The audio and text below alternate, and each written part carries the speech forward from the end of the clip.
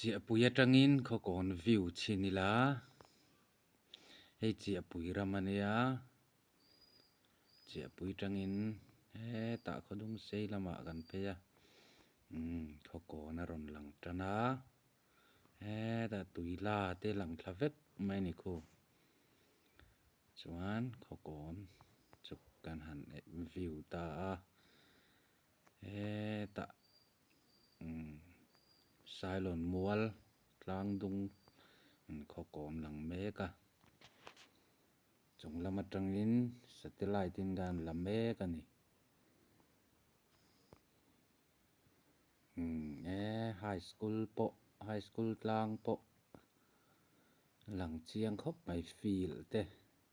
he ta chia pui kong hlui lampang te po ram ngoin bo na sa hle mai khu ta an hoi thai la tuila lang chiang khop mai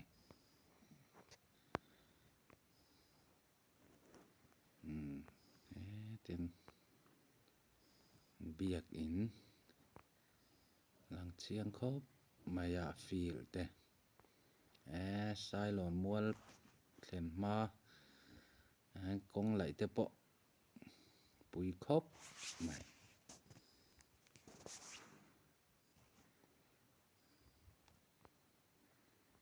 gan en zelan hoi zela Ceylon mual phei chu lau hle mai var vo mai lom le